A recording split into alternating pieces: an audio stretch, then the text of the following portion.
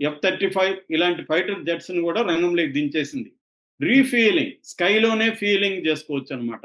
అలాంటి feeling tankers ఉంటాయి, air tankers. వాటిని కూడా యూరోప్ నుంచి మిడిల్ ఈస్ట్ లోకి తీసుకొస్తూ ఉంది, ఇంకా వస్తుంది అనమాట. ఇది అందుకనే 2 వారాలు టైం అడిగింది. తర్వాత బాంబర్స్ ఉంటాయి. ఈ బాంబర్స్ లో ప్రధానమైంది నిన్న చెప్పుకున్నాం GBU-57. GBU అంటే ఇదేంటంటే GBU అనేది బంకర్ బస్టర్ బాంబు. దీన్ని MOP అంటారు, మ్యాసివ్ ఆర్డినెన్స్ పెనిట్రేషన్. అంటే దాదాపు 200 అడుగులు భూమిలోకి అది వెళ్ళగలదు, డ్రిల్ చేసుకుంటా వెళ్ళగలదు. దీన్ని B2 అనే ఒక బాంబర్ క్యారీ చేసుకొని వెళ్తుంది అనమాట. ఈ B2 అనేది 2 GBU గైడెడ్ బాంబ్ యూనిట్ అంటారు. GBUని రెండింటిని ఒకటి తీసుకెళ్లగలదు. అలాంటిది డియో గార్సియాలో 6 పెట్టారనమాట. ఏది B3లు 6 ఉన్నాయి. 6x2 12 బంకర్ బాంబుల్ని అది తీసుకెళ్లగలదు ఇరాన్ మీద. దేనైనా కొట్టేయగలదు, ఎంత లోతులో ఉన్నా కొట్టేయగలదు అనమాట. అంటే దాని స్పెషాలిటీ ఏంటంటే ఒక బాంబు వేస్తారు, అది 200 అడుగులు వెళ్తుంది, మళ్ళీ అదే హోల్లో 2వ బాంబు వేయగలరు. అదేం చేస్తుంది, దీన్ని మొదటి బాంబుని పుష్ చేసి ఇది కిందికి వెళ్తారు. కాబట్టి అలాగా ఎంత ఒక 1/2 కిలోమీటర్ వరకు కూడా ఇవి వెళ్ళగలవు. అంటే పర్వతాల్లో కూడా చొచ్చుకొని వెళ్ళిపోగలవు అనమాట. సో దీన్ని ఫస్ట్ ప్రయోగించబోతున్నారు. అది కాకుండా గ్రౌండ్ ఫోర్సెస్ ని కూడా దింపారనమాట, మిలిటరీ ఫోర్సెస్ ని. సో ఇప్పుడు ఇది ఒకటి జరుగుతూ ఉంది. రెండవది ఎవాక్యువేషన్ జరుగుతుంది. నాన్ డిఫెన్స్ పర్సన్స్ ఉంటారు కదా ఈ ఏరియాలో, అమెరికా వాళ్ళు రకరకాల పనుల మీద వాళ్ళు ఉంటారు, వాళ్ళందరినీ వచ్చేయమని చెప్పింది. ఎవాక్యువేట్ అవుతుంది. అట్లాగే డిప్లొమాట్స్, ఎంబసీలో ఉండే ఫ్యామిలీస్, వాళ్ళందరినీ కూడా తరలిస్తున్నారు. తర్వాత ప్రైవేట్ సిటిజన్స్ ఉంటారు కదా, ఇరాన్లో కావచ్చు, ఇజ్రాయెల్లో కావచ్చు, ఈ ప్రాంతాల్లో వాళ్ళందరినీ కూడా తరలిస్తున్నారు.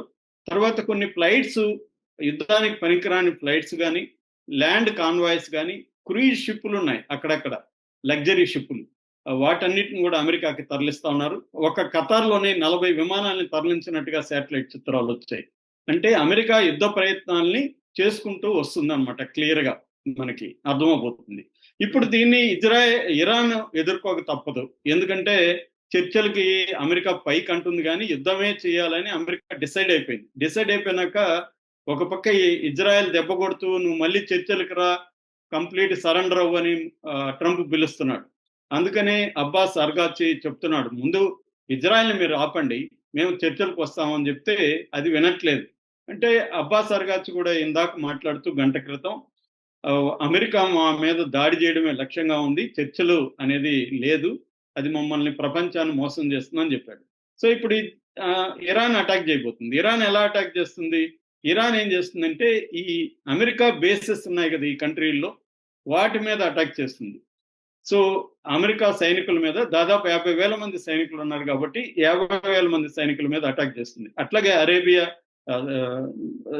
సీలో ఈ అరేబియన్ కంట్రీస్లో, అరబిక్ కంట్రీస్లో ఉన్న అమెరికాకు సపోర్ట్ చేసే సౌదీ అరేబియా కావచ్చు, యుఏ కావచ్చు, ఖతార్ కావచ్చు, ఇలాంటి దేశాల్లో ఉండే ఆయిల్ రిగ్స్ మీద అటాక్ చేస్తుంది. అంటే ఒక ప్రపంచానికి ఆయిల్ సంక్షోభాన్ని క్రియేట్ చేయాలని ఇరాన్ ప్లాన్ చేస్తుంది.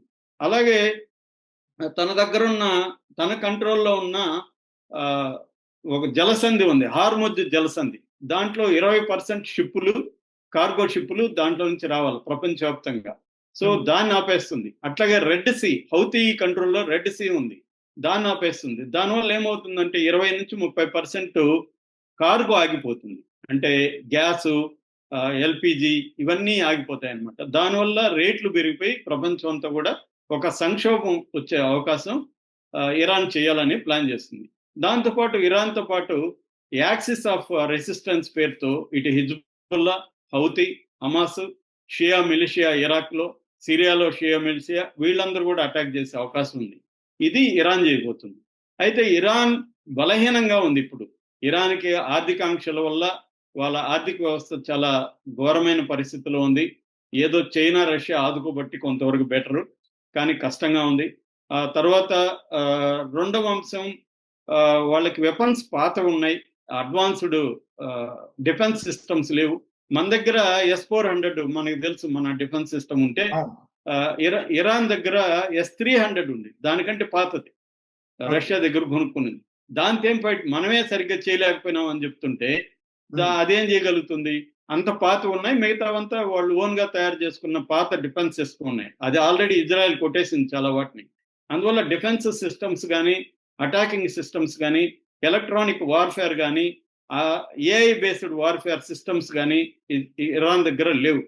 అట్లాగే దానికి సపోర్ట్ ఇప్పటివరకు ఎవరు కూడా రావట్లే. ఖండించారు తప్ప ఇటు చైనా రావట్లేదు, రష్యా రావట్లేదు, నార్త్ కొరియా రావట్లేదు. ఎవరు కూడా రామనేశారు. దాంతో పాటు పనిచేస్తున్న యాక్సిస్ ఆఫ్ రెసిస్టెన్స్‌లో హిజ్బుల్లా గాని, హౌతీలు గాని వీళ్ళు కూడా వచ్చే పరిస్థితి లేదు. వాళ్ళు బలహీనంగా ఉన్నారు. వాళ్ళేమన్నా నోటు తెస్తే వాళ్ళ మీద బాంబులేస్తుంది ఇజ్రాయెల్. అందువల్ల వాళ్ళు కూడా వచ్చే పరిస్థితి లేదు. సిరియా కుప్పకూలిపోయింది. మొన్నటి వరకు సిరియా ఇరాన్‌కి సపోర్ట్‌గా ఉంది. సో ఏ రకంగా చూసుకున్నా ఇరాన్ ఎక్కువ కాలం అయితే నిలబడదు. ఇప్పుడు ఏం చేయబోతున్నారు? ఈ ఫోర్దో మీద ఫస్ట్ అమెరికా అటాక్ చేస్తుంది. అక్కడేమి దొరకదు వీళ్ళకి. ఎందుకంటే వాళ్ళ దగ్గర న్యూక్లియర్ వెపన్ లేదు. ఇరాక్ మీద కూడా ఇలాగే అమెరికా అప్పుడు దాడి చేసింది. న్యూక్లియర్ వెపన్ లేదని ఆల్రెడీ ఇంటెలిజెన్స్ వింగే ట్రంప్‌కి చెప్పారు. Tulsi Gabbard intelligence wing head ఆమె క్లియర్‌గా చెప్తుంది ఇరాన్ దగ్గర ఇవేవి లేవు న్యూక్లియర్ వెపన్స్ అని. అయినా ట్రంప్ వినట్లేదు. సో అందుకని ఏం చేయబోతున్నారంటే ఇది వేరే దగ్గర దాచిపెట్టారు. మేము గ్రౌండ్ ఇన్స్పెక్షన్ చేయాలి అని రేపు చెప్పబోతున్నారు. గ్రౌండ్ ఇన్స్పెక్షన్‌కి నేచురల్ గానే ఇరాన్ ఒప్పుకోదు. అప్పుడేం చేస్తారు? ఈ ప్రభుత్వాన్ని మార్చాలని చెప్పి ఖొమైనీని చంపే అవకాశం మనకు కనబడుతుంది. ఎందుకంటే టార్గెట్ ఈ ప్రభుత్వాన్ని మార్చడం, తమకు అనుకూలమైన ప్రభుత్వాన్ని ఇరాన్‌లో పెట్టడమే అసలైన లక్ష్యం అనమాట. ఎవరికి ఇజ్రాయెల్‌కైనా, అమెరికాకి అసలు లక్ష్యం ఏందంటే ఇరాన్‌ని కుప్పగూల్చేసి తమ ప్రభుత్వాన్ని ఇరాన్‌లో పెట్టేసుకుంటే కంప్లీట్‌గా ఈ మధ్యప్రాచ్యంలో ఆధిపత్యం అనేది ఇజ్రాయెల్‌కి, అమెరికాకి ఉండిపోతుంది. ఇప్పుడు వీళ్ళ ఆధిపత్యాన్ని ఎదిరిస్తా ఉండేది ఇరాన్ ఒకటే. దీన్ని కుప్పగూల్చే లక్ష్యంతోనే వీళ్ళు ఈ డ్రామాకి తెరలేపారు. యాక్చువల్‌గా చర్చల్లో ఉంటే యుద్ధం ఎందుకు చేస్తున్నారు? అంటే అసలు లక్ష్యం వచ్చి ఇరాన్‌ని కంప్లీట్‌గా నాశనం చేసేసి ప్రభుత్వాన్ని మార్చేయాలి అనేది అసలు లక్ష్యం. కాబట్టి ఖొమైనీని చంపేసి తమ ప్రభుత్వాన్ని పెట్టడానికి ట్రై చేస్తున్నారు. ఇది ఏ స్థాయిలో అమలవుతుందనేది ఇప్పుడు ప్రపంచం అంతా కూడా బెగ్గపట్టుకొని చూస్తుంది. ఏం జరగబోతుందని. ఎందుకంటే ట్రంప్ మూర్ఖుల్లోకి అతి మూర్ఖుడు. ఎప్పుడు ఏ నిర్ణయం తీసుకుంటాడో ఎవడికి తెలీదు. ఎవడి మాట వినే పరిస్థితిలో లేదు. సో అందువల్ల ఒక మహా సంక్షోభం అయితే రాబోతుంది. ఎందుకంటే మొన్నటి వరకు అందరూ ఏమనుకున్నారంటే ట్రంప్ నోబెల్ పీస్ ప్రైజ్ ఆశిస్తాడు, యుద్ధం చేయడు అనుకున్నారు. అది కూడా ఈరోజు చెప్పేశాడు. నాకు నోబెల్ పీస్ ప్రైజ్ ఇవ్వరు, నేను అనేక యుద్ధాలు ఆపాను, నాకు రాదని చెప్పేశాడు. అంటే ఆయన క్లియర్‌గా నాకు ఇది ఆపినా కూడా నాకు రాదు కాబట్టి మనం యుద్ధమే చేద్దామని డిసైడ్ అయిపోయాడు. మరి ఇదొక రెండో ప్రపంచ యుద్ధం తర్వాత అతిపెద్ద యుద్ధంగా మనం చెప్పుకోవచ్చు.